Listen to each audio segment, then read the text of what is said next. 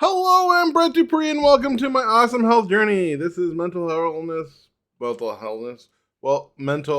awareness month, and so I thought I would talk about mental health for a week, my mental health.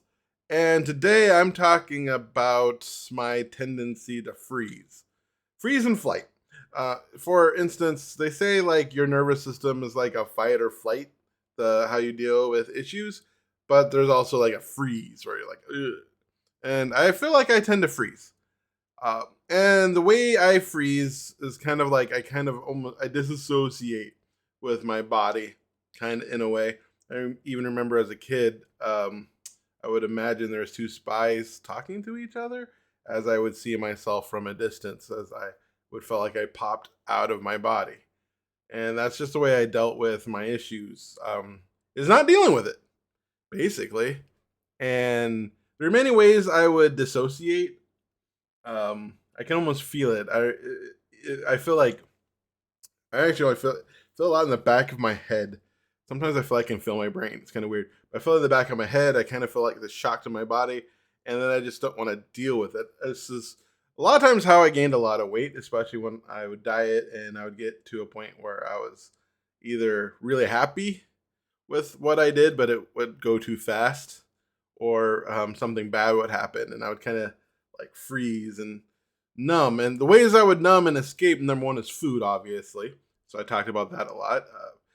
Basically, emotions take energy, and I always like the way Wayne Dyer puts it. There, emotions are energy in motion. Get it, emotion, but they do take energy. And if you fill your stomach with lots of food, and you're too tired and lethargic, you don't really feel. Another thing, instead of worrying about all the things happening in your life, I get to worry about being a fat ass and berating myself and insulting myself for failing my diet or eating too much or eating an entire pizza and drinking a 2 liter Mountain Dew, and then tell myself what a big piece of shit I am. And if I do that, I don't have to worry about my problems. And another way, of course, is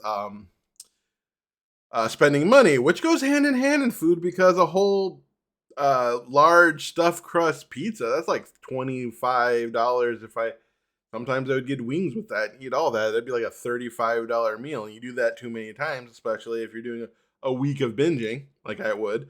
That could be like $300 a week in just dining out. I remember when COVID first started, I was paying like $1,300 on takeout on diet, DoorDash, $1,300 a month on just DoorDash, which is not good for my finances. So instead of feeling bad about life and about COVID, I get to look at myself and think of what a big fat ass I am that I can't control my hunger, and think what a big fat ass I am that I can't control my spending on my hunger.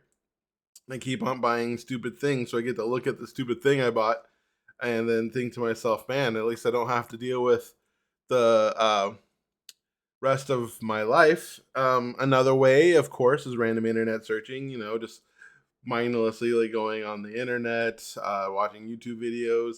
But luckily, a lot of the YouTube videos are kind of educational, so that actually feels like it's a good thing. Scrolling, getting into TikTok is another one. That one's perfect because I do have. I don't know if I have ADHD, but the way my brain thinks, and I like stimulation. For instance, something that everyone I've ever dated hates, including my last ex, is the fact that when I talk to anyone on the phone, I am doing something. I'm looking at Instagram, I'm searching on the web. I can't just talk on the phone. And it's hard enough sometimes when I'm watching TV now with TikTok and stuff. It's hard for me to do one thing at once. I've just trained myself that way. And so, yeah, so searching and looking at things, that's another way I do it. Another fun one is getting in stupid arguments online with people who disagree with me, who are in there just to, especially with conservatives who all they want to do is pwn the libs. Those people are worthless to talk to because all they want to do is make you mad. And you're talking to someone about, like, anything, and their goal is not to come to a conclusion or reach a conclusion, but to make you angry that they believe that, or just make you angry to pwn you. That's never a good conversation. It doesn't even matter if it's politics. It could just be movies and video games or anything. Anything where the person wants to own and win the conversation is not a good conversation to have, but they feed that like anger escape aspect so I don't have to deal with my regular life. Um yeah, and I have to admit, uh looking at half naked to naked ladies online is another one. Hitting that dopamine hit of seeing someone half naked or naked. That's one that I fall into, of ways just freezing numb, not want to deal with it and not want to deal with life. Looking at my phone, looking at Instagram, looking at Facebook, scrolling Facebook for hours. Social media is great for numbing and escaping, basically. You just look at that stuff for hours and see people you haven't seen in years and think, oh, that's fun. When I should be, I don't know, working. I've gotten in trouble so many times at work because I do that a lot. Anytime I don't want to do anything or feel like, "Argh," or when I'm done with something, I have to pick up something else.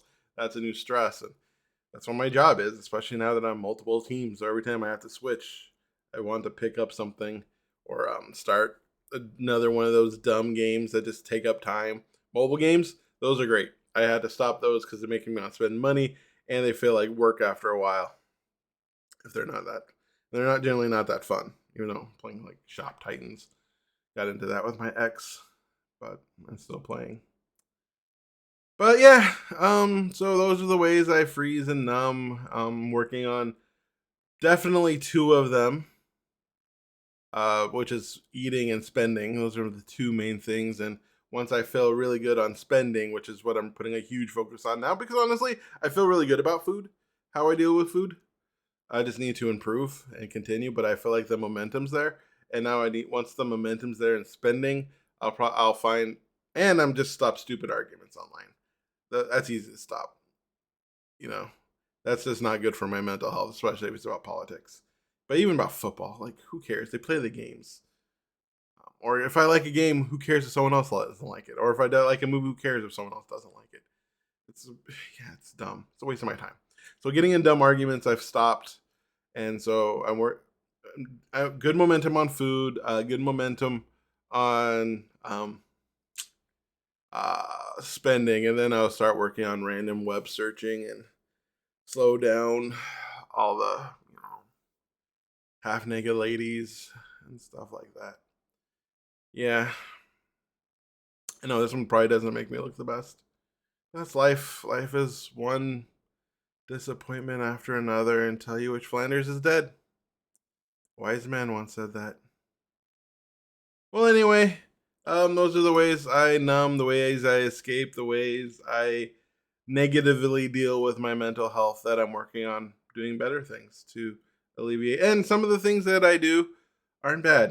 It just has to be deliberate. Just deliberately eat food. Um, if I have the money in allocated, I can still spend it for fun. It's just not spending money I don't have. That's not fun. Anyways, this is too long. I'm sorry. Have a life. Like and subscribe. And I need to make my lunch.